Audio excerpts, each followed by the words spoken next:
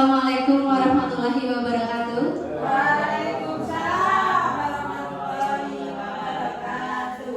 Selamat siang Bapak Ibu guru semuanya. Selamat siang. Baik, terima kasih Bapak Ibu.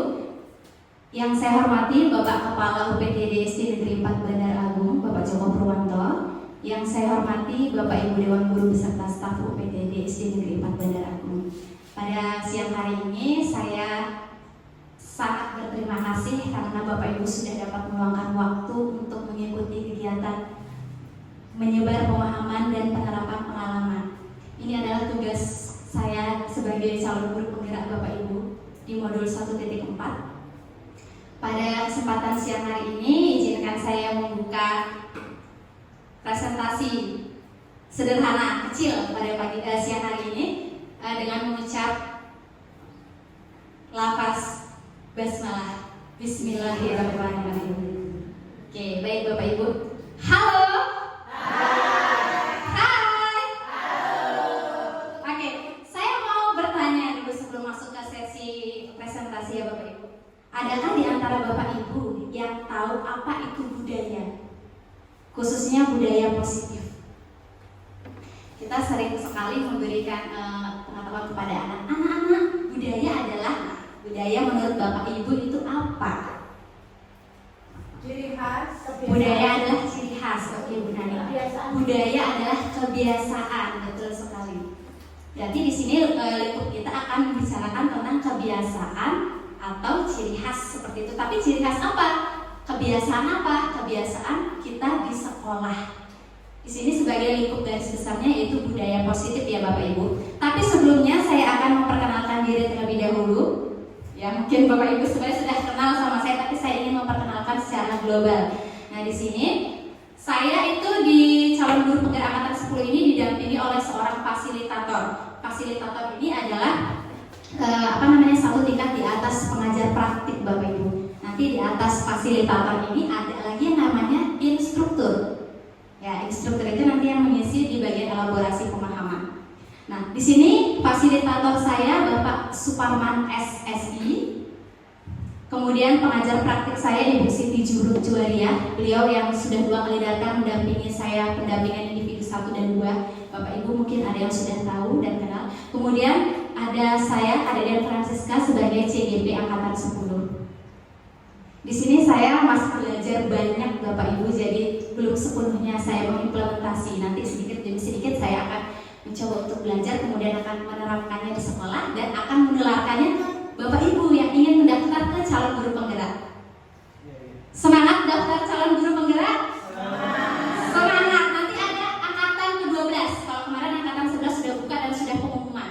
Nanti ada angkatan 12. Nanti saya bimbing caranya Bapak Ibu ya. Semangat ya. Oke, next kemudian langsung ke di sini.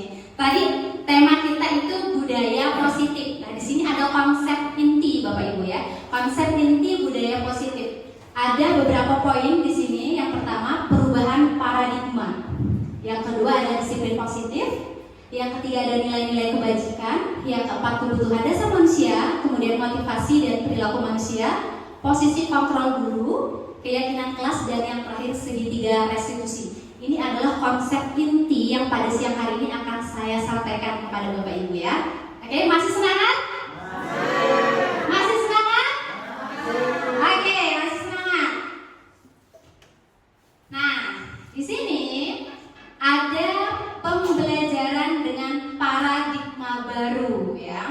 Nah, apa sih itu pembelajaran dengan paradigma baru? Pembelajaran dengan paradigma baru adalah sebuah konsep yang dirancang berdasarkan prinsip pembelajaran berdiferensiasi, sehingga setiap murid belajar sesuai dengan kebutuhan dari tahap perkembangannya untuk mewujudkan profil pelajar Pancasila. Sebelum kita ke konsep belajar berdiferensiasi, ada yang tahu nggak apa itu berdiferensiasi? Selama ini saya berkaca Bapak Ibu. Jadi selama saya belajar, selama saya mengajar di kelas itu, saya selalu berpusat pada guru. Itu jujur Bapak Ibu. Saya selalu menggunakan metode ceramah. Ada yang sama? Iya. Kita dominan menggunakan metode ceramah karena di mindset kita kalau kita nggak ceramah, kognitif itu diserap oleh anak menggunakan metode ceramah. Sebenarnya ada banyak sekali pendekatan yang dapat kita lakukan selain metode ceramah, yaitu dengan metode berdiferensiasi. Satu anak dengan anak yang lain itu dilahirkan dengan kodrat yang berbeda-beda. Ada yang memiliki kognitif yang tinggi, ada yang sedang, dan ada yang rendah. Jadi satu kelas itu punya kemampuan intelijensi yang berbeda alias heterogen. Betul? Ya. Yaitu kita coba menyadari Bapak Ibu bahwasanya setiap anak itu mempunyai perbedaan. Ya, jadi dari perbedaan itu kita sebagai seorang guru berupaya untuk selalu mewujudkan pembelajaran yang berdiferensiasi. Jadi kalau misalkan kita mengajar, mungkin ada anak itu kan dalam satu kelas itu jumlahnya bisa 30, bisa 25. Nah, jadi kalau dalam satu kelas ada 25 itu, kita ngajarnya itu nggak bisa fokus ke satu anak. Kalau satu anak yang kita fokuskan, anak yang lain ketinggalan. Sedangkan waktu jam mengajar kita itu terbatas. Kalau kita fokus ke satu anak, kemudian anak yang lain tertinggal, walaupun anak yang lain mungkin kognitifnya lebih tinggi, tapi kan kita nggak bisa seperti itu Bapak Ibu. Jadi semuanya harus merata. Nah, gimana caranya? Dengan berdiferensiasi. Nah, tadi ada yang tahu apa itu berdiferensiasi? Pembelajaran berdiferensiasi? Sesuai kebutuhan dan taraf perkembangannya. Iya. Betul sekali. Jadi pembelajaran berdiferensiasi itu adalah pembelajaran yang menyesuaikan sesuai dengan kebutuhan peserta didik. Oke? Jadi kalau misalkan peserta didik itu punya minat belajar di bidang olahraga, ya kita gali potensinya di situ dengan guru bidang olahraga. Kita kolaborasi dengan guru bidang olahraga. Kemudian kalau peserta didik punya minat atau punya bakat potensi di bidang IPA misalkan, sains, berarti kita bisa ikutkan mereka ke ajang olimpiade Bapak Ibu seperti OSMK yang kemarin kita adakan. OSMK MIPA dan juga matematika seperti itu. Jadi kita gali potensi dengan apa? Dengan memenuhi kebutuhan dari tahap perkembangan setiap individu. Kita gali di situ potensinya, Bapak Ibu ya. Oke? Oke. Masih semangat? Masih semangat. Coba kalau kita Bapak Ibu biasanya di kelas itu mengajak siswanya, ayo anak-anak tepuk semangat. Sekarang saya akan ngajak Bapak Ibu. Ayo Bapak Ibu semuanya, tepuk semangat.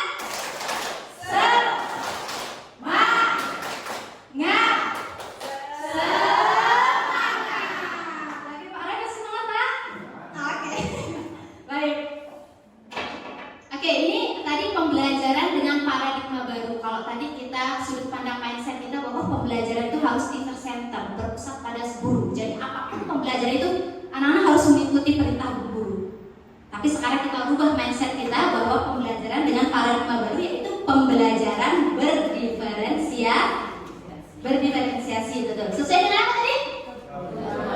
Kebutuhan peserta didik. Ya, oke, baik. Nah, di sini ada gambar. Di sini saya cari gambarnya di Google, Bapak Ibu, kan kalau gambar karikatur ini susah. Nah, di sini ada miskonsepsi tentang teori kontrol. Jadi miskonsepsi itu pandangan kita yang berbeda terhadap teori kontrol ya Bapak Ibu. Di sini ada 4 buah gambar. Yang pertama gambar ini adalah ilusi guru mengontrol murid. Nah, berarti kalau ilusi guru mengontrol murid di situ jelas bahwa guru itu yang memegang kendali, alias teacher center, betul? Oke. Contohnya seperti apa, Bapak Ibu? Ya, dengan metode ceramah tadi, betul. Sedangkan yang kita tahu kan banyak pendekatan metode pembelajaran, media, strategi pembelajaran yang dapat kita implementasi di dalam kelas. Kemudian yang kedua, nah di sini ada ilusi bahwa semua penguatan positif, efektif, dan bermanfaat. Efektif, berarti dia apa? Efektif itu apa, tulis efektif? Ada yang tahu efektif itu apa? Baik ya, baik, mampu diterangkan gitu ya itu ya. Oke, ilustrasi bahwa semua penguatan positif, efektif, dan bermanfaat. Nah di situ ada gambar guru itu sedang memberikan apa itu? Penghargaan atau reward ya kepada anak muridnya ya, betul ya? Ya.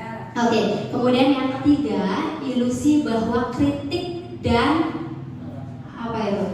Oke, dan membuat itu ya Bapak Ibu tertutup. Ilusi bahwa kritik dan membuat rasa bersalah mampu menguatkan karakter. Jadi nggak usah jauh-jauh. Misalkan anak kita melakukan suatu mistake atau kesalahan, kadang-kadang gurunya kan bilang, seperti gambar itu. Ibaratnya ini siswa, kemudian yang ini gurunya. Nah, kemudian kalau misalkan siswanya melakukan mistake atau kesalahan, kan kadang-kadang, kamu nih gimana sih nak gitu? Kok gitu aja nggak bisa gitu? Itu saya akui Bapak Ibu, saya juga pernah melakukan hal yang sama seperti itu. Nah, oke.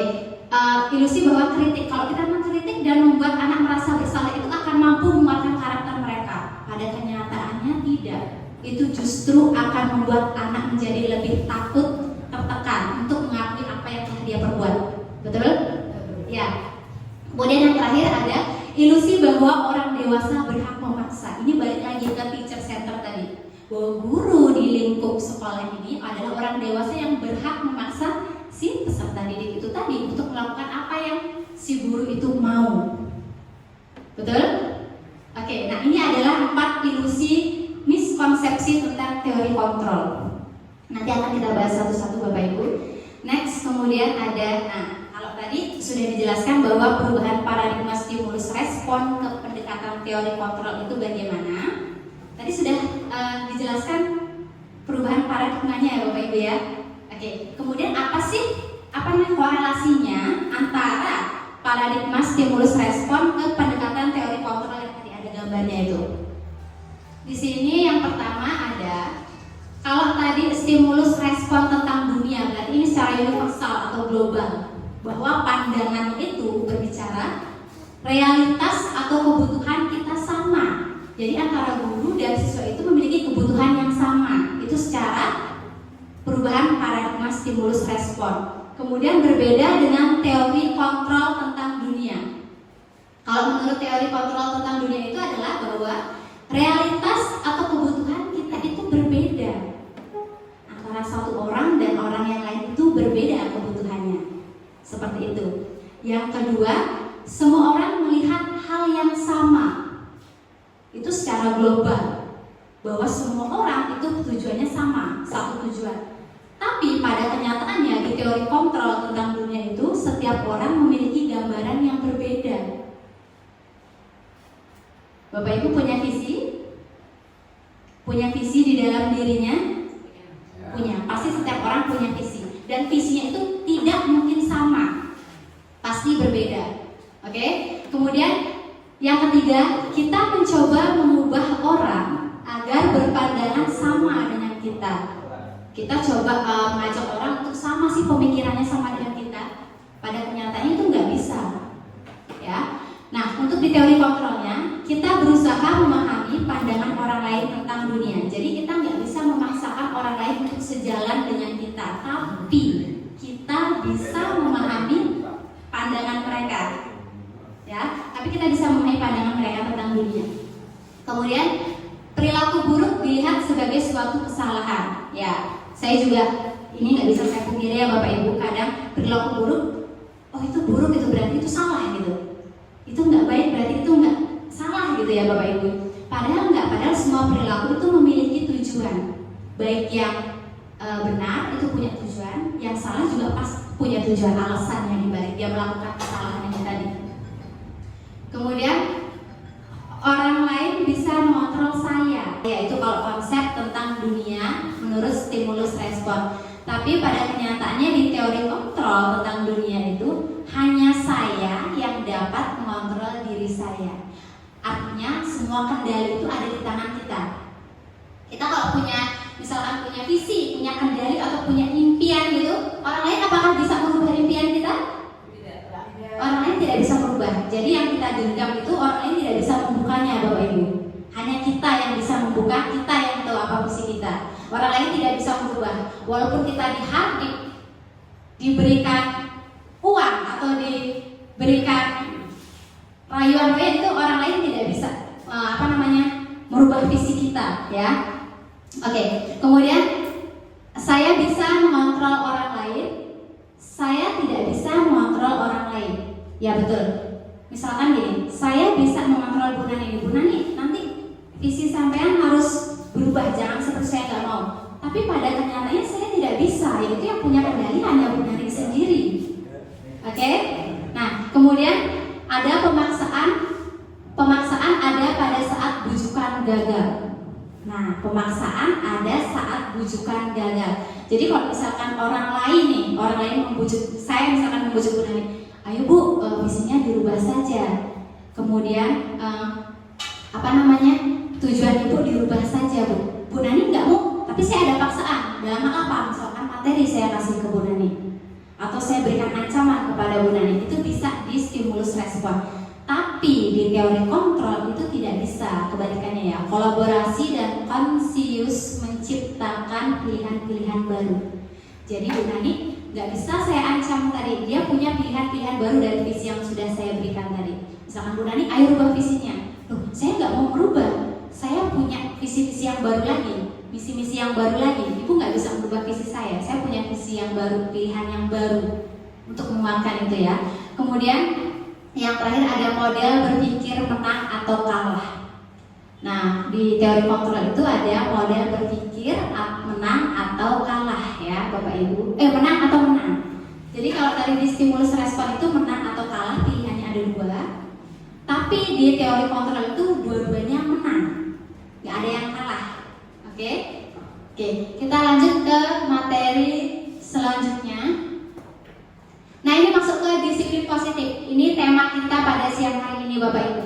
Disiplin positif. Guru, siswa itu harus disiplin. Supaya apa? Supaya sekolah menjadi lebih tertib. Jadi dengan adanya disiplin, sekolah itu akan menjadi lebih tertib. Di sini ada tokoh yaitu Diana Gozen tahun 2001 menyebutkan bahwa kata disiplin berkonotasi atau memiliki makna, yaitu disiplin diri murid-murid. Disiplin diri dapat membuat seseorang menggali potensinya menuju kepada sebuah tujuan mulia atau sesuatu yang dihargai dan bermakna. Oke? Nah, jadi secara garis besar itu apa sih itu disiplin? Yang Bapak Ibu tahu disiplin itu apa? Bu Sami, halo. Semangat. Apa itu disiplin Bapak Ibu? Kita tuh sering bilang anak-anak ayo kita disiplin di kelas, di lingkungan sekolah. Tapi tahu nggak apa sih itu makna disiplin? Mematuhi aturan. Disiplin adalah perilaku mematuhi peraturan. Oke, boleh. Ada lagi yang lain? Nanti kita coba gabung nanti nih supaya visi kita sama disiplin itu apa ya? Gitu. Oh selama ini saya hanya ngomong disiplin tapi bisa nggak menerapkannya seperti itu? Apa itu disiplin? Apakah disiplin seseorang itu dapat kita kontrol atau orang itu sendiri yang dapat mengontrol disiplinnya? Orang itu sendiri yang dapat mengontrol disiplin. Tapi kita di sini sebagai pendidik atau sebagai pengajar dapat memberikan tauladan atau contoh. Seperti konsep Ki Hajar Dewantara. Apa konsepnya 3 itu? Ingarso Sumtulodo, Iman Jono Mengarso, dan Tuturi Handar Yani. Betul sekali. Kalau bukan kita siapa lagi Bapak Ibu yang memberi contoh? Misal ya, di sini ada disiplin diri, juga mempelajari bagaimana cara kita mengontrol diri dari diri kita sendiri dulu. Karena kita sebagai pendidik, dan bagaimana menguasai diri untuk memilih tindakan yang mengacu pada nilai-nilai yang kita hargai agar tercapai tujuan mulia yang kita inginkan dari diri kita sendiri. Mulai dari diri kita sendiri, baru kita terapkan kepada peserta didik, atau kita berikan contoh tauladan yang positif kepada peserta didik. Seseorang yang memiliki disiplin diri berarti mereka bisa bertanggung jawab terhadap apa yang dilakukannya, karena mereka berdasarkan tindakan mereka pada nilai-nilai kebajikan universal. Berarti betul, kita tidak bisa membuat peserta didik atau orang lain itu menjadi disiplin, yaitu dari dalam diri mereka sendiri. Apakah mereka ada niatan untuk menjadi seorang yang disiplin? Nah, nanti kalau kita sudah disiplin, larinya kepada rasa tanggung jawab. Ya, nah ini nggak usah jauh-jauh. Ini kegiatan sehari-hari kita yang sudah kita lakukan Bapak Ibu. Pada pagi hari kita sudah melakukan disiplin atau budaya positif. Disiplin positif di mana? Di depan gerbang. Betul ya Bapak Ibu ya? Itu sudah kita lakukan, Dengan cara apa? Dengan cara 5S tadi itu. Senyum, salam, sapa, sopan, dan santun. Pada siapa? Kepada peserta didik pagi-pagi. Ya, jadi gurunya sudah datang, muridnya datang, kita ada di depan gerbang. Seperti ini sudah kita lakukan Bapak Ibu. Itu adalah contoh disiplin positif secara kecil. Nanti secara luasnya akan dibahas di sini. Nah, di sini ada disiplin positif menurut Dr. William Glaser, ya, Dr. William Glaser. Ini teori kontrol atau teori pilihan. Menurut Dr. William Glaser itu kelihatan nggak Bapak Ibu? Kelihatan jelas ya, oke. Nah, di sini menurut William ini, Anda tidak bisa mengontrol orang lain, hanya Anda yang bisa mengontrol diri Anda. Untuk menjadi apa? Untuk menjadi disiplin. Oke. Makna disiplin itu berarti artinya belajar untuk mengontrol diri dengan menggali potensi diri kita sendiri agar mencapai tujuan mulia, yaitu menjadi seorang yang kita inginkan berdasarkan nilai-nilai yang kita hargai. Itu adalah tujuannya.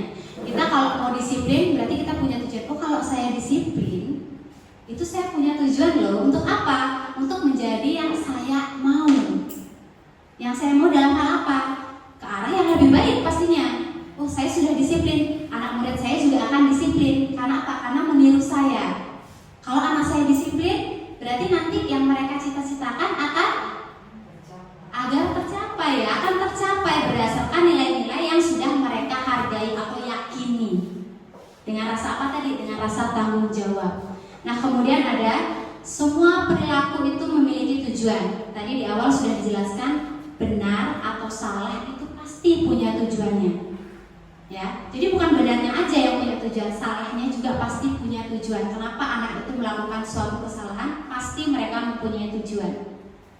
Nah, di bagian sini ada teori motivasi. Teori motivasi itu ada dua. Yang pertama, untuk menghindari hukuman. Yang kedua, untuk mendapatkan imbalan.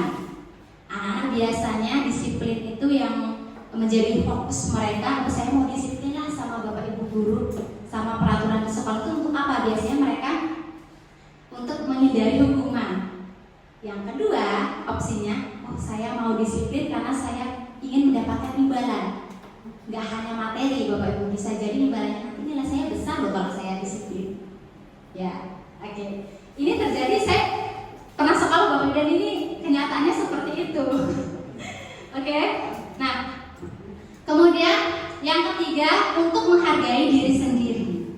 Saya mau disiplin karena saya mau menghargai diri saya. Dengan cara apa? Misalkan saya mau berangkat sekolah itu nggak mau telat lah, saya mau tepat waktu gitu. Untuk apa? Itu untuk menghargai diri saya sendiri, bahwa saya bisa menjadi orang yang disiplin dan menghargai waktu. Ya, seperti itu. Ada 3 konsepnya ya.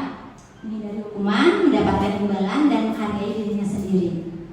Kemudian yang ketiga, ada model berpikir menang-menang, kolaborasi dan konsensus menciptakan pilihan-pilihan baru.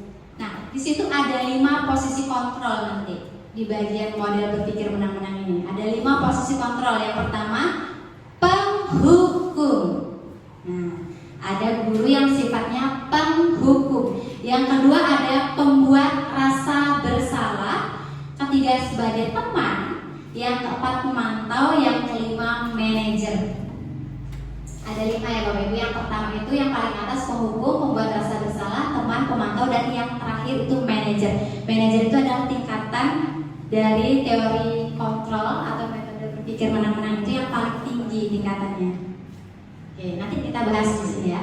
Kemudian ada realitas atau kebutuhan kita berbeda tadi. Betul, kebutuhan setiap orang itu berbeda. Jadi di dalamnya itu ada 5 kebutuhan dasar. Setiap orang itu punya kebutuhan yang berbeda, yang mencakup 5 kebutuhan, yaitu yang pertama bertahan hidup, yang kedua penguasaan, yang ketiga kasih sayang dan rasa diterima, yang keempat kesenangan, dan yang kelima itu kebebasan. Kita akan bahas satu-satu dari yang pertama dulu. Nah, di sini tadi tujuan disiplin positif itu apa? Tujuan disiplin positif. Guru kalau mau disiplin pasti punya tujuan. Guru kalau melihat siswa yang disiplin pasti punya tujuan yang sama. Apa sih?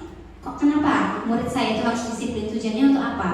Tujuan dari disiplin positif adalah menanamkan motivasi kepada murid-murid kita, yaitu untuk menjadi orang yang mereka inginkan dan menghargai diri sendiri dengan nilai-nilai yang mereka percaya. Ketika murid-murid kita memiliki motivasi tersebut, mereka telah memiliki motivasi intrinsik, berarti motivasi dari dalam. Intrinsik itu motivasi dari dalam yang berdampak jangka panjang. Motivasi yang tidak akan terpengaruh pada adanya hukuman atau hadiah. Jadi kalau sudah dari dalam hati mereka, dari nurani mereka itu sudah tertanam budaya positif, maka murid itu tidak akan mengharapkan dua tadi, yaitu mendapatkan hukuman dan mendapatkan hadiah atau reward. Jadi memang sudah tertanam dari dirinya, saya mau disiplin, saya mau merubah pandangan saya mau berubah ke arah yang lebih baik seperti itu.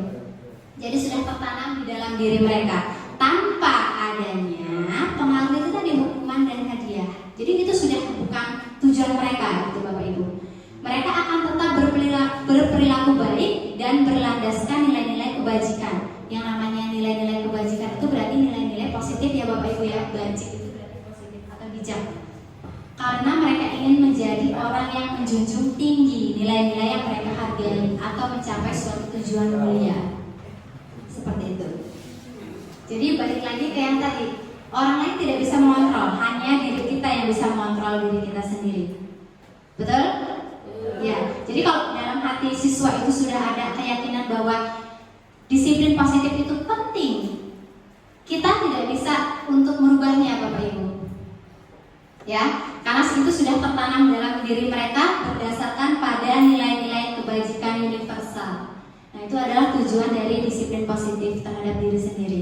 Kemudian di sini ada motivasi perilaku manusia.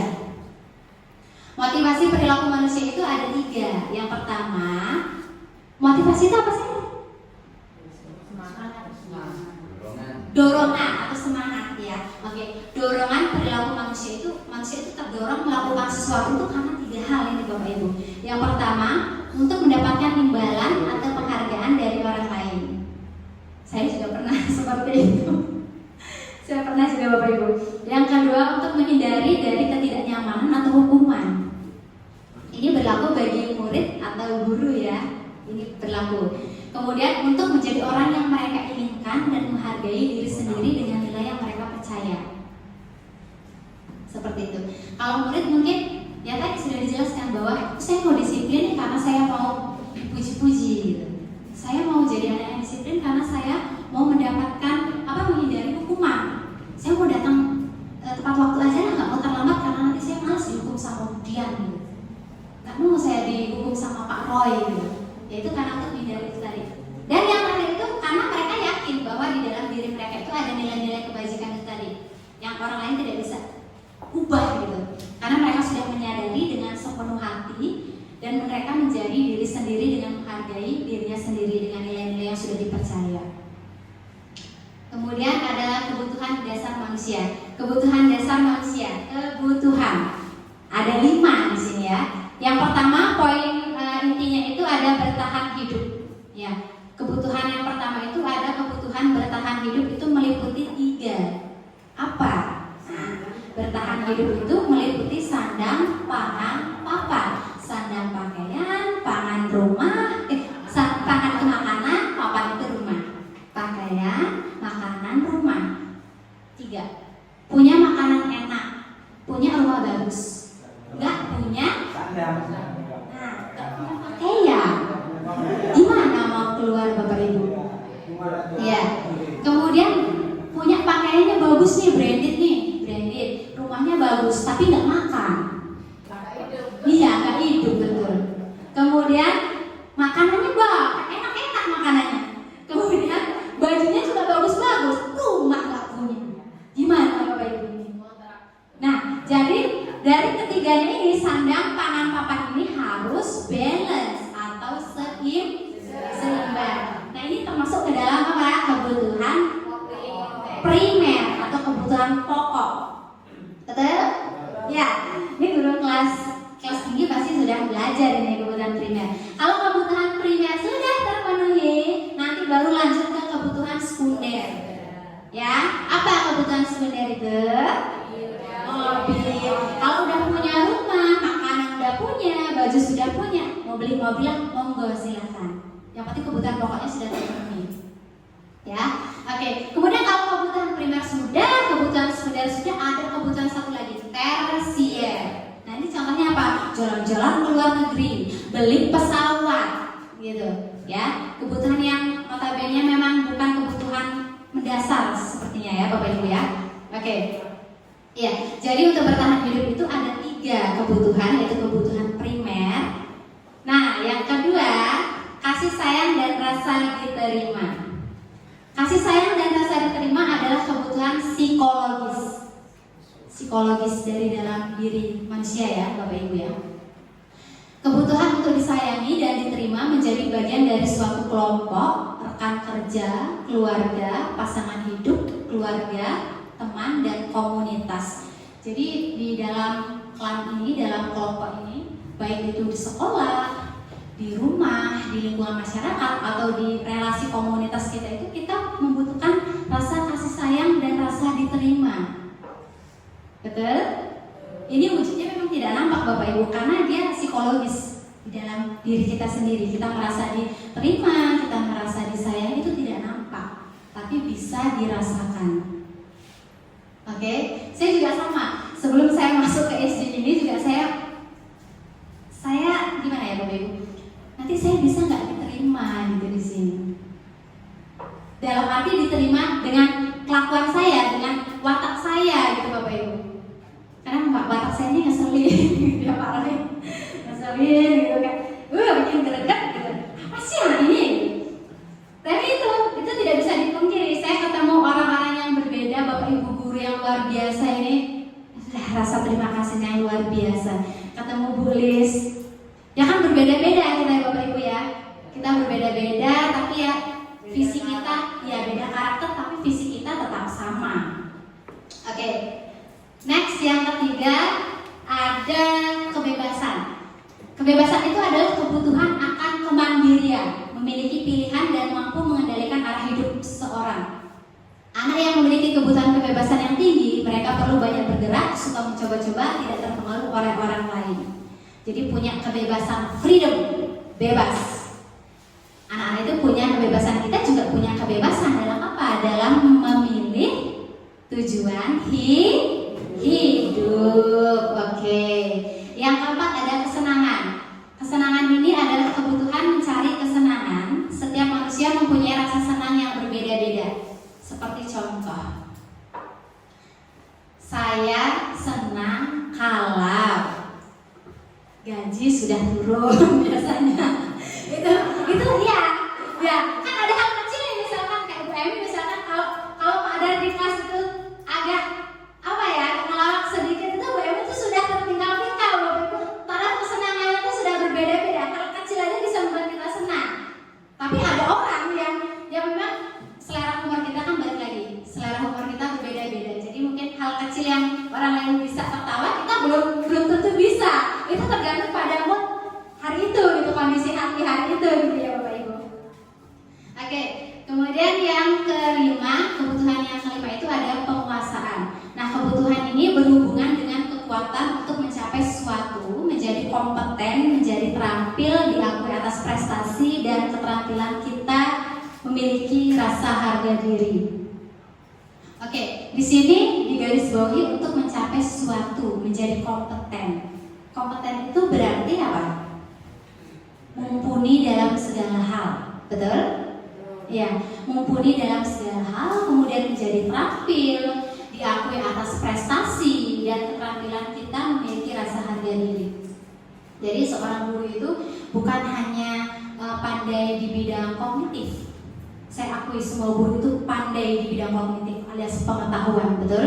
Kalau nggak pandai di bidang kognitif nggak mungkin jadi guru. Ya, oke. Kemudian yang kedua apa? Selain kognitif, harus dibekali dengan afektif atau sikap. Ya Bapak Ibu, karena kita guru, digugu dan ditiru. Jadi baik buruknya perilaku kita akan ditiru oleh peserta didik. Yang terakhir ada psikomotor ya, atau keterampilan, terampil, balik lagi menjadi terampil. Menjadi terampil. Terampil dalam hal apa? Apapun bentuknya. Kita menuntut siswa untuk menjadi terampil, padahal gurunya nggak terampil. Gimana? Nggak bisa? Ya, tidak bisa. Jadi ketiga ini saling berkorelasi atau berhubungan dan berkesinambungan. Nah, masuk lagi ke 5 posisi kontrol guru. Ini agak berantakan ini PPT-nya. 5 posisi kontrol guru itu yang pertama ada penghukum. Yang kedua pembuat rasa bersalah, teman, pemantau dan manajer. Kita bahas satu-satu. Yang pertama penghukum. Nah, di sini ada kalimatnya. Gimana sih guru sebagai penghukum itu? Kalau ada siswa yang bersalah, biasanya guru pasti tidak lepas dari kata-kata ini. Ini tergantung konteks permasalahannya ya Bapak Ibu ya. Patuhi aturan saya atau awas. Kamu selalu saja salah. Selalu, pasti selalu yang terakhir selesai. Nah ini kita pelangan nih hari ini kan. Kalau ada siswa yang lama menjadi pelangannya, pasti kita selalu bilang, ih, pasti selalu kamu aja yang terakhir selesai. Kenapa sih nak? Gitu aja. Ya. Nah, guru seperti ini senantiasa percaya hanya ada satu cara agar pembelajaran bisa berhasil, yaitu menggunakan cara dia. Berarti balik lagi ke teacher center, harus berpihak pada guru, padahal bukan seperti itu. Anak itu mungkin belum selesai mengerjakan pelajaran setelah waktunya habis, itu karena apa? Kita cari solusinya. Kenapa sih kok dia bisa lama gitu? Bisa itu kenapa gitu? Ya Bapak Ibu ya, ini sering terjadi ini Bapak Ibu. Patuhi aturan saya, jadi murid itu harus mematuhi aturan kita. Yang kedua, membuat rasa bersalah. Nah, di sini ada kata-kata. Oke, Ibu sangat kecewa sekali dengan kamu. Berapa kali Bapak harus memberitahu kamu ya? Gitu. Gimana coba kalau orang tua kamu tahu kamu berbuat begini? Gitu. Nah, ini kata-kata.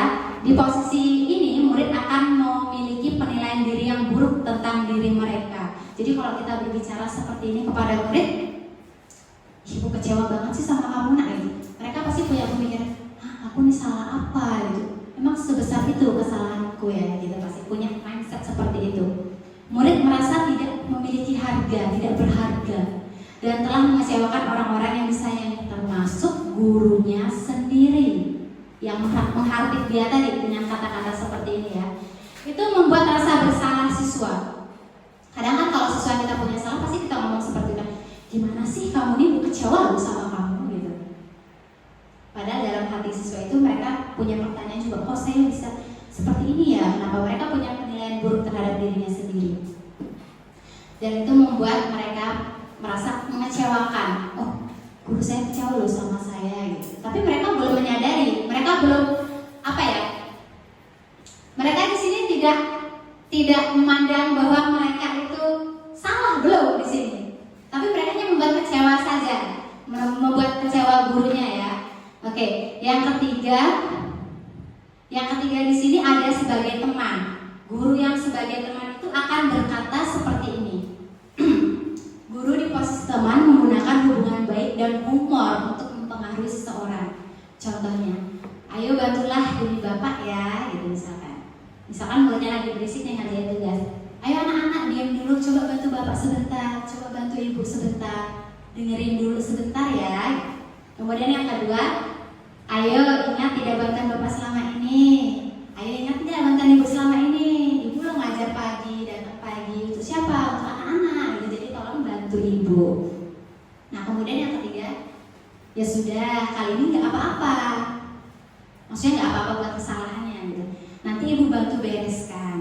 Seperti itu dengan menggunakan kata-kata yang apa? Yang bijak ya, atau yang lembut gitu ya. Oke. Kemudian di sini ada yang keempat, memantau. Memantau itu berarti mengawasi.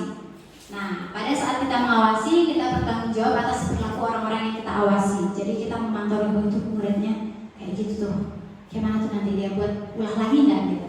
Oke. Nah, di sini pertanyaan yang diajukan seorang pemantau kepada siswa yang melakukan kesalahan itu adalah, peraturannya apa? Kok kamu bisa melakukan kesalahan itu? Kamu tahu nggak peraturannya? Tiap sekolah punya peraturan, tiap kelas punya peraturan, namanya keyakinan kelas. Oke. Kemudian apa yang telah kamu lakukan? Sanksi atau konsekuensinya apa? Yang sudah kamu lakukan itu punya nggak implikasinya, punya nggak akibatnya nanti, gitu. Dan yang terakhir adalah manajer. Nah, di posisi manajer ini adalah posisi di mana guru berbuat sesuatu bersama dengan murid, mempersilahkan murid mempertanggungjawabkan perilakunya, mendukung murid agar dapat menemukan solusi dari permasalahannya sendiri. Di manajer ini, murid diajak untuk menganalisis kebutuhan dirinya, mencari tahu, menggali kenapa dia bisa melakukan kesalahan itu, melakukan perbuatan itu kenapa, maupun kebutuhan orang lain. Di sini penekanan bukan pada kemampuan membuat konsekuensi, namun dapat berkolaborasi dengan murid bagaimana memperbaiki kesalahan yang ada. Jadi kalau ada misalkan murid yang melakukan kesalahan, kita coba cari solusinya bersama-sama. Kita cari akar permasalahannya bersama-sama, nanti kita selesaikan secara bersama-sama ya Bapak Ibu ya. Oke? Oke? Halo? Nah, untuk ini game apa ya? Gamenya adalah, kalau saya bilang 1 berarti tepuknya 1. Kalau saya bilang pagi tepuknya 1. Kalau saya bilang siang tepuknya 2.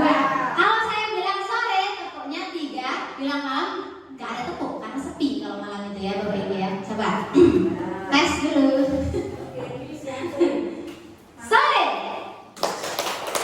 Ayo, Bu Jami nggak bagus. Bu Jami hanya 1 tepuknya. Ini harus bareng Bapak Ibu, jadi jangan nunggu-nungguan ya. Oke. Pagi. Jangan telat. Pagi. Pagi, malam, siap, nah itu Bu Nana, ternyata belum fokus. Oke, ulang lagi ya, ulang lagi. Malam, malam, sore. Oke, Sore kan 3 kan? iya, tapi telat Pak, kan nggak boleh telat. Oke, sekali lagi ya, saya tes nanti kalau ada yang salah boleh maju nanti ya. Saya mau tanya nanti. Oke. Siang. Belum sama. Siang. Malam. Siang. Nah itu berarti nggak konsentrasi deh berarti ya. Oke. Nanti ada pertanyaan dari Bu Malik ya. Atau Bu Malik nanya juga boleh.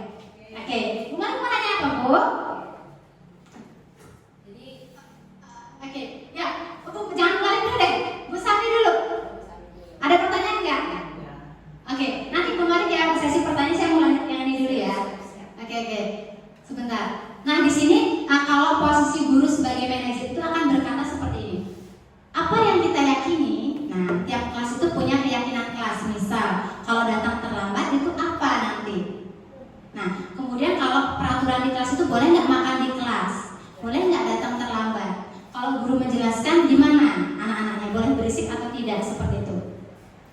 Apa yang kita yakini di keyakinan kelas yang sudah kita buat, ini kalau kita menjumpai anak yang bermasalah, yang punya masalah ya. Terus kita tanya, apakah kamu meyakini keyakinan kelas yang sudah kita buat? Dia yakin nggak sama keyakinan kelas? Kalau kita buat peraturan di kelas itu kan nggak cuma gurunya doang yang buat. Kita harus tanya dulu, kamu sepakat nggak anak-anak sama keyakinan kelas yang mau kita buat ini? Adanya kolaborasi antara siswa dan guru. Jadi bukan semata-mata guru yang membuat peraturan kelas, harus ada kolaborasi antara siswa dan guru. Kemudian di sini ada, jika kamu meyakininya, apakah kamu bersedia memperbaikinya?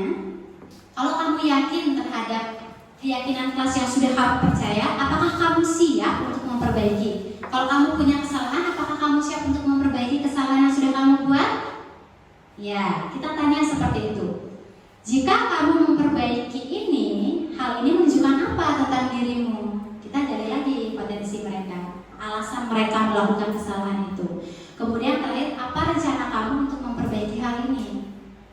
Setelah kamu melakukan kesalahan ini, rencana kamu untuk memperbaiki hal ini itu apa gitu? Ya, oke. Kemudian kita masuk ke keyakinan kelas. Nah, keyakinan kelas itu apa? Mengapa keyakinan kelas? Mengapa tidak peraturan kelas? Kok bahasanya aneh ya? Kenapa keyakinan sih? Kenapa nggak peraturan saja gitu? Lebih umum, yang lebih kita umum dengar gitu. Kenapa keyakinan? Kenapa tidak peraturan? Nah, mengapa kita memiliki peraturan tentang penggunaan helm saat mengendarai kendaraan roda 2 atau motor? Ini kemungkinan hipotesa jawabannya ya adalah untuk keselamatan. Biasanya orang bertanya, kok kamu pakai helm sih saat berkendara? Pasti jawabannya karena untuk keselamatan. Ya, oke. Mengapa kita memiliki peraturan tentang penggunaan masker? Kok kita menggunakan masker dan mencuci tangan, rajin mencuci tangan gitu? Kenapa apa? Karena jawabannya pasti secara global juga sama, untuk kesehatan dan untuk keselamatan. Itu secara globalnya. Oke, di sini ada nilai-nilai keselamatan atau kesehatan, inilah yang kita sebut sebagai suatu keyakinan. Jadi kita yakin kalau kita pakai helm kita selamat. Kalau kita rajin cuci tangan, pakai masker, kita pasti sehat dan selamat dari virus COVID contohnya, gitu ya Bapak Ibu. Nah, karena kita sudah punya keyakinan tadi dalam diri kita, aku pakai helm biar selamat nih, kita yakin dalam diri kita. Nah, maka nilai-nilai kebajikan universal yang disepakati secara tersirat dan tersurat lepas dari latar belakang suku, negara, bahasa maupun agama itu sudah tertanam di diri kita, bahwa kalau kita pakai helm kita pasti selamat gitu. Ya, kalau kita rajin cuci tangan, pakai masker, pasti kita sehat, bebas dari virus. Oke. Ini keyakinan kelas. Nah, kemudian di keyakinan kelas ini, kalau peraturan itu mungkin ada peraturan yang Bapak Ibu buat di kelas itu, kembalikan barang ke tempatnya. Contoh kalau mau pinjam buku itu nanti kalau sudah selesai balikin lagi ke rak buku gitu ya. Tapi untuk dinilai kebajikan yang kita tuju itu adalah ke dalam rasa bertanggung jawab ya. Jadi kalau sudah pakai apapun sarana prasarana di sekolah ataupun di kelas, kita pulangkan lagi ke tempatnya, itu akan memupuk rasa tanggung jawab. Kemudian ada dilarang mengganggu orang lain. Nah, kita di sini ada 6 agama Bapak Ibu di Indonesia. Di sekolah ini juga ada beberapa agama, Kristen, Buddha, Hindu, Islam, Bapak Ibu ya. Oke, kalau misalkan peserta didik yang beragama Islam sedang melaksanakan sholat, jadi yang beragama lain itu dilarang mengganggu. Nah, di sini poinnya adalah rasa saling menghormati atau toleransi. Oke. Kemudian hadir di sekolah 15 menit sebelum pembelajaran dimulai. Ini kita sudah terapkan semua Bapak Ibu. Oke, di sini adalah menghormati orang lain atau komitmen. Kita sadar, kita punya komitmen dalam diri kita bahwa kalau saya telat nanti konsekuensinya apa. Kalau saya telat nanti dampaknya apa terhadap siapa? Terhadap diri saya, terhadap siswa saya. Kalau terhadap diri saya, kalau saya telat, wah, kok saya guru telat gitu. Sedangkan saya adalah pendidik yang dicontoh, menjadi tauladan. Kalau saya telat, murid saya juga pasti akan telat. Itu pandangan terhadap diri kita. Tapi kalau pandangan terhadap murid kita adalah apa? Saya ini guru loh, saya harus menjadi tauladan. Jadi kalau saya tidak telat, murid saya juga pasti tidak telat. Seperti itu ya, itu sudah menjadi komitmen. Kemudian dilarang melakukan kekerasan. Nah, ini adalah rasa untuk menjaga keamanan dan saling menghormati. Oke, Bapak Ibu. Oke. Kemudian dilarang menggunakan narkoba. Ini sudah pasti jauh kita tidak ada Bapak Ibu ya.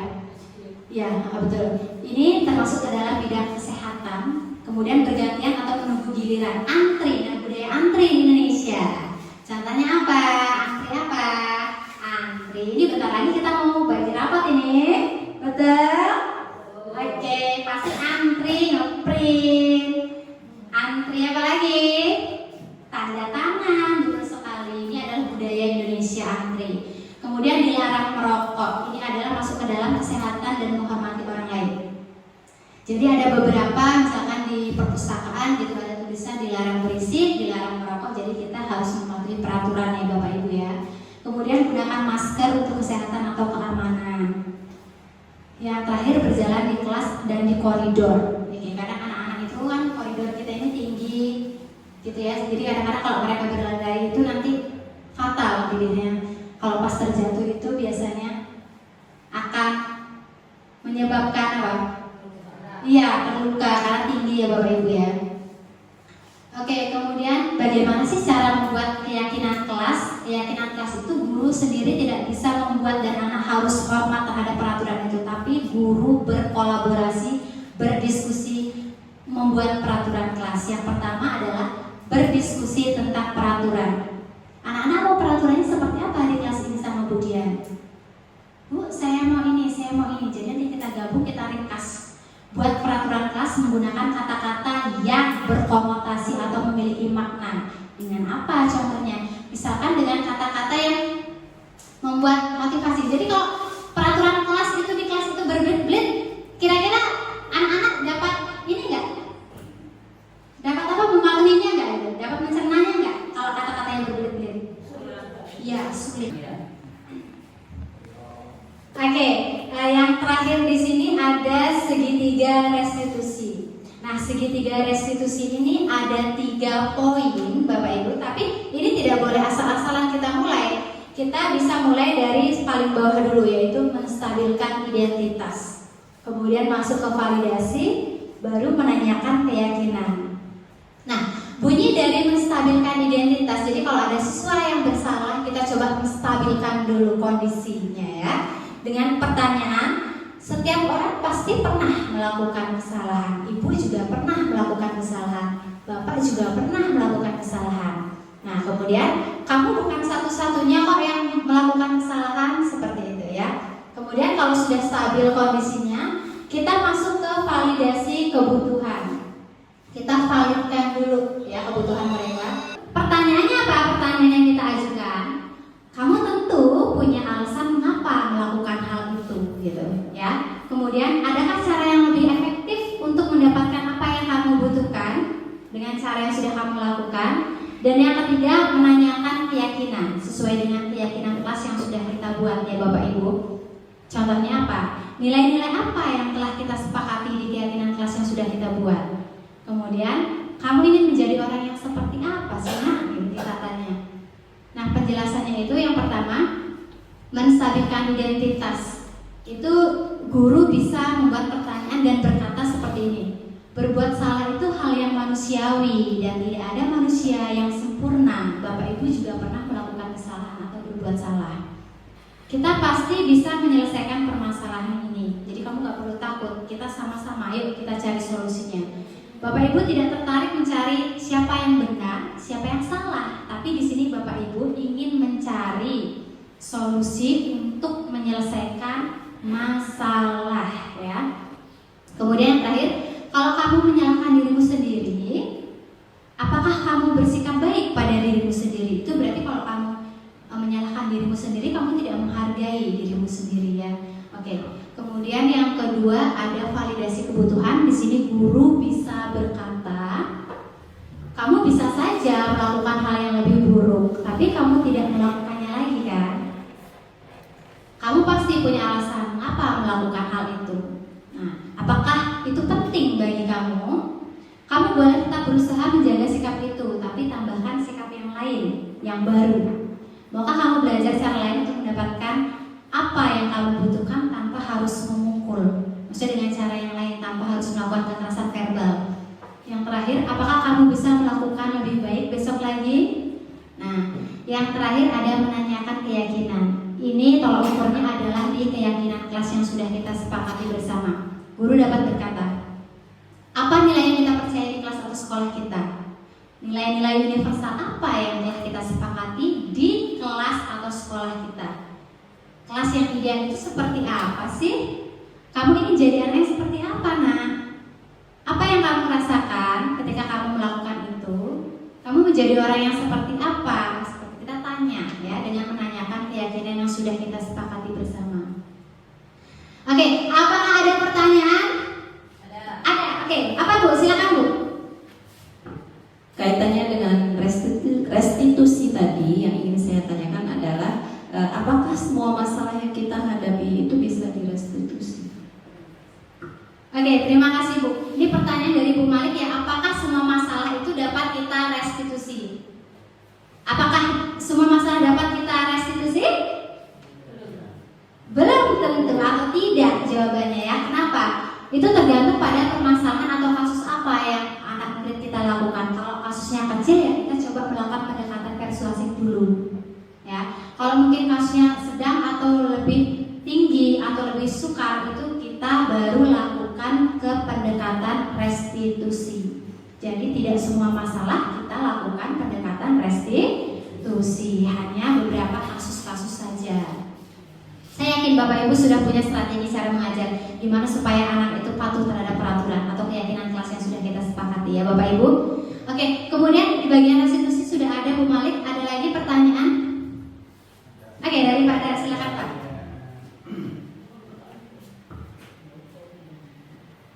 Maaf Ibu Dian, pertanyaannya, apakah pemberian penghargaan atau reward kepada siswa itu dapat menumbuhkan motivasi belajar? Terima kasih. Oke, ini pertanyaan dari Pak Dar, apakah pemberian reward atau penghargaan itu dapat menumbuhkan motivasi? Kalau kita memberikan reward atau penghargaan atau pujian, itu apakah siswa akan termotivasi lagi belajarnya? Belum tentu. Kenapa? Why? Alasannya kenapa?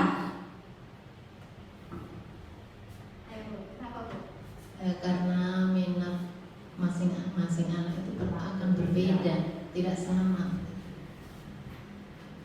Luar biasa ya jawabannya dari Bu Kim, itu sudah mewakili jawaban dari saya Bapak Ibu. Jadi dengan memberikan award atau penghargaan kepada anak itu tidak sepenuhnya dapat memotivasi mereka, karena kebutuhan akan motivasi anak itu berbeda-beda Bapak Ibu ya. Oke? Oke, intinya berbeda-beda kebutuhannya, jadi tidak semua penghargaan atau pujian kita kasih ke anak itu dapat meningkatkan motivasi, tergantung kebutuhan mereka. Karena sejatinya manusia itu punya 5 kebutuhan dasar manusia yang tadi sudah kita jelaskan. Adakah pertanyaan lagi? Oke, satu lagi pertanyaannya dari Bu Dewi ya, silakan. Terima kasih Bu Dian. Bagaimana contoh penerapan disiplin positif di sekolah? Oke, terima kasih. Ini pertanyaan berbeda-beda dari restitusi, budaya positif, sama tadi adalah bagaimana cara guru ya memberikan award. Nah, ini pertanyaan dari Bu Emi.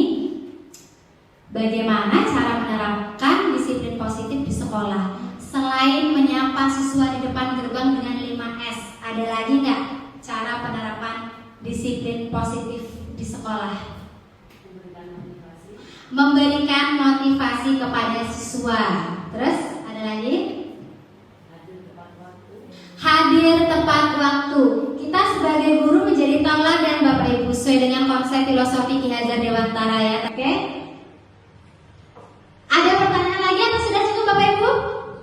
Sudah cukup. Oke. Baik Bapak Ibu, sebelum saya tutup izinkan saya untuk menyampaikan beberapa kalimat. Bapak Ibu, terima kasih banyak Bapak Ibu sudah hadir mengikuti presentasi kecil yang saya lakukan untuk memenuhi tugas dari pendidikan guru penggerak modul 1.4 yaitu budaya disiplin positif.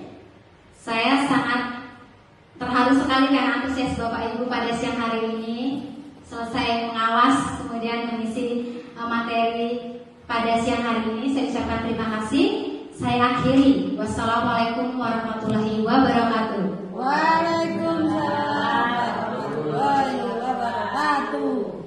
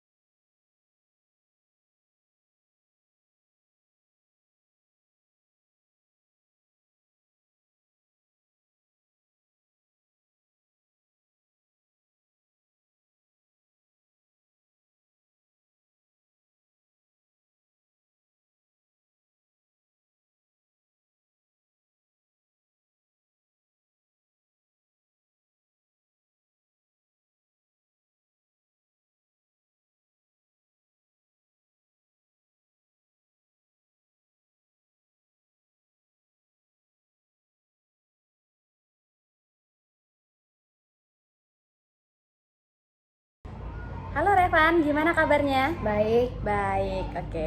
Revan tahu nggak kenapa Bu Dian panggil ke sini sayang? Tahu. Tahu apa nak? Karena tadi Revan makan di kelas. Makan di kelas. Ya, jadi maksud Bu Dian manggil Revan ke sini itu karena Revan makan di kelas ya tadi ya? Iya. Oke. Bu Dian juga dulu pas sekolah itu pernah loh Revan punya kesalahan. Iya, dulu Bu Dian pas sekolah itu juga pernah melakukan kesalahan. Bu Dian dulu pernah terlambat sekolah. Kemudian Bu Dian dikasih tahu sama gurunya kalau terlambat sekolah itu nggak bagus, nggak baik, gitu ya? Iya. Jadi setiap orang tuh punya kesalahan. Nah, Bu Dian waktu terlambat itu perasaan Bu Dian tuh kecewa. Kok Bu Dian bisa terlambat gitu? Wah, Bu Dian nggak maulah mengulang kesalahannya lagi, seperti itu ya. Oke. Nah, kemudian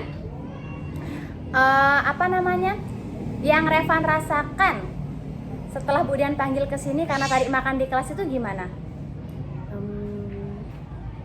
Bingung. Kok bisa dipanggil Bu Dian gitu ya? Nah, kira-kira menurut Revan itu salah nggak kalau makan di kelas itu? Salah. Iya, makanya Bu Dian panggil ke sini, Nak. Bu Dian mau cari tahu dulu kenapa sih Revan kok bisa makan di kelas gitu. Ya, apa yang menyebabkan Revan makan di kelas gitu ya?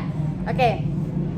Sudah berapa kali Revan melakukan hal tersebut? Makan di kelas itu sudah berapa kali? Udah sekitar 3 kali. Sudah sekitar 3 kali. Oke, baik. Sudah sekitar 3 kali ya? Oke. Kenapa sih kok kamu bisa melakukan hal itu? Kenapa? Kok bisa makan di kelas itu karena apa? Karena aku belum sarapan. Karena Revan belum sarapan. Oke, ibunya bangun siang ya karena belum sarapan ya? Atau Revannya yang bangun kesiangan sampai lupa untuk sarapan, Nak? Akunya bangun kesiangan Oh. sampai nyampe harus buru-buru ke sekolah. Oke, jadi Revan bangun kesiangan, buru-buru ke sekolah sampai lupa sarapan. Terus kemudian karena lapar makan di kelas gitu. Iya. Oke, baik. Pasti Revan juga punya alasan tersendiri mengapa sering melakukan hal tersebut. Alasannya karena aku tuh sering lapar. Sering lapar di kelas ya. Jadi itu alasan Revan untuk nyemil-nyemil gitu dalam kelas ya. Jadi sembunyi-sembunyi makanya di kelas. Dan pas tadi ketahuan sama Bu Dian. Ya, makanya Bu Dian panggil ke sini ya Revan ya. Oh, begitu yang mendasari bahwa Revan suka makan di kelas. Jadi alasannya seperti itu karena suka lapar tiba-tiba gitu ya. Dan berhubung karena belum sarapan, jadi ya udah makan aja di kelas seperti itu. Nah, menurut Revan, benarkah yang Revan lakukan tadi itu? Makan di kelas itu benar menurut Revan? Enggak deh. Enggak benar ya? Benar atau enggak? Enggak benar, oke. Nah, Bu Dian sudah konfirmasi ke orang tua Revan ya, bahwasanya Revan tadi makan di kelas, oke. Nah, nanti Revan boleh ini lagi sama orang tuanya, kira-kira Bu, tadi saya makan di kelas gitu, terus kemudian ditegur sama Bu Dian dan perbuatan saya salah itu. Tadi orang tuanya Revan juga sudah sudah berdiskusi dengan Bu Dian, katanya nanti Bu Dian akan terus memantau Revan supaya Revan tidak melakukan hal itu lagi ya. Oke, jadi sudah ada konfirmasi Bu Dian ke orang tuanya Revan. Nah, menurut Revan, apakah penjelasan orang tua Revan itu sudah benar? Kira-kira nanti memberitahunya bahwa kesalahan yang Revan lakukan itu tuh memang nggak baik dilakukan di dalam kelas. Iya. Bisa diterima itu nanti. Iya, pemberitahuan dari orang tua bisa diterima sama Revan ya. Oke. Nah, jadi bagaimana menurut Revan antara alasan Revan dengan penjelasan orang tua Revan? Kira-kira sama nggak? Sama. Oke, baik. Nah, menurut Revan apa yang harus Revan lakukan agar Revan tidak makan di kelas lagi? Tidak makan di kelas lagi ya? Supaya Revan tidak makan di kelas lagi. Sebenarnya aku bisa makan pas sebelum masuk. Bisa makan pas sebelum masuk, ya betul. Pas istirahat. Iya. Ya, sebelum masuk kelas atau pas istirahat itu boleh makan dulu ke kantin ya, supaya nanti pas di kelas nggak kosong perutnya, kemudian nggak makan lagi karena sudah kenyang ya. Oke, kemudian selain itu apa lagi? Boleh sarapan dulu dari rumah.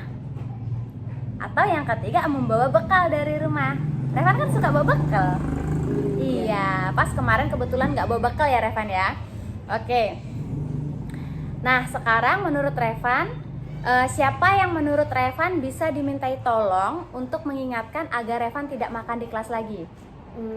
Kan kadang-kadang Mbak Fea. Oh Mbak Fea, Mbak Fea kakak Mbak Fea mbakku yang paling tegas soalnya. Oke, Mbak Fea satu kelas sama Revan juga ya? Iya. Jadi nanti kalau misalkan Revan lupa, oh aku makan di kelas nih, Mbak Fea bisa mengingatkan, Revan nggak boleh lo makan di kelas gitu. Selain Mbak Fea, siapa lagi kira-kira? Selain Mbak Fea, Iya, yang suka mengingatkan biasanya. Bu gurunya juga iya, Bu Dian Iya. juga iya? Iya. Iya, Bu Dian juga nanti kalau misalkan Revan pas makan di kelas, Revan tidak boleh makan di kelas lagi, seperti itu ya? Iya. Oke, siap. Nah, sekarang apakah solusi yang Bu Dian kasih tadi, yang Revan sudah kasih tadi, dapat membantu Revan mengatasi permasalahan supaya Revan tidak makan di kelas? Gimana tadi? Tadi gini, kan Bu Dian udah ngasih solusi, Revan juga ngasih solusi kan? Iya. Kok Revan tadi makan di kelas kenapa? Karena lapar. Nah, supaya nggak makan di kelas gimana? Bawa bekal. Makan sebelum masuk kelas, ya kan? Sarapan dulu dari rumah gitu kan? Iya. Nah, menurut Revan solusi ini apakah membantu Revan? Membantu. Sangat membantu ya? Oke, coba besok kita terapkan. Kita makan dulu dari rumah, sarapan, kemudian kita beli jajan dulu sebelum masuk, nanti pasti nggak makan di kelas lagi. Oke? Karena udah kenyang. Iya betul, karena sudah kenyang, pinter. Nah, menurut Revan, keyakinan sekolah mengenai kasus makan di kelas itu apakah benar atau enggak? Enggak.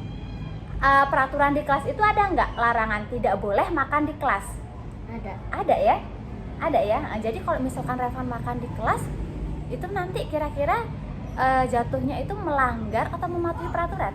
Melanggar. Melanggar peraturan, ya betul sekali. Oke, nah apakah Revan ikhlas melengkapi catatan yang tertinggal dan melaporkannya kepada wali kelas? Iya. Iya. Oke, siap. Nah Revan, kemudian teman Revan itu pernah melakukan kesalahan yang sama seperti Revan, yaitu makan di kelas. Dan mereka berjanji waktu itu. Iya pernah. Pernah ya, mereka berjanji juga, Bu saya nggak akan makan di kelas lagi, tapi saya akan ikut kegiatan menanam tanaman obat keluarga seperti jahe, kunyit gitu ya. Nah itu kira-kira nanti Revan mau ikut kegiatan itu lagi nggak? Mau ikut? Mau udah ikut? lama. Udah lama nggak ikut ya? Iya. Oke, jadi nanti Bu Dian mau ikutkan Revan ke kegiatan menanam tanaman obat keluarga atau Iya. toga. Menanam apa tadi? Jahe, kunyit. kunyit. Nah, jahe kunyit itu bisa dibuat untuk bahan obat bukan? Iya. Iya, betul sekali, pinter. Nah, jadi Revan ini juga ikhlas dalam mengikuti kegiatan menanam tanaman obat itu. Ikhlas Iya. nggak? Ikhlas. Ikhlas, oke, sip. Nah, sekarang kemudian apakah Revan bersedia menandatangani kesepakatan tadi? Kesepakatan apa Bu Dian tanya? Menanam tanaman obat keluarga. Iya, apa aja tadi nak? Jahe dan kunyit. Oke, siap. Jadi Revan bersedia ya? Iya. Ya, bersedia. Oke. Bu Dian akan konfirmasi dengan orang tua mengenai kesepakatan yang sudah kita buat. Nanti Bu Dian akan berbicara, berdiskusi kepada orang tuanya Revan kalau Revan ini bersedia mengikuti kegiatan menanam toga, tanaman obat keluarga. Oke, baik. Apa yang Revan rasakan setelah berdiskusi sama Bu Dian hari ini? Apakah sudah mendapatkan pencerahan atau solusi? Sudah mendapatkan solusi dan pencerahan. Oke, apa pencerahannya nak? Gimana ya, jangan makan di kelas. Jangan makan di kelas. Dan Oke. juga ikut menanam toga, tanaman obat keluarga. Pinter. Oke, jadi kita sudah sepakat bahwa mencari solusi dari permasalahannya Revan yaitu agar tidak makan di kelas, kemudian bersedia atau menyepakati untuk ikut kegiatan menanam toga, gitu ya. Oke. Nah, semoga permasalahannya Revan itu segera terselesaikan dan Revan merasa bahagia lagi ya. Oke, bahagia nggak? Bahagia? Semangat nggak? Semangat. Semangat, oke. Terima kasih Revan sudah memenuhi panggilan Bu Dian. Silakan Revan kembali belajar ke sekolah lagi, ke kelas lagi, belajar bersama teman-teman, sama guru. Semangat terus ya, belajar terus ya. Ya. Oke, semangat perubahan. Tas dulu. Oke.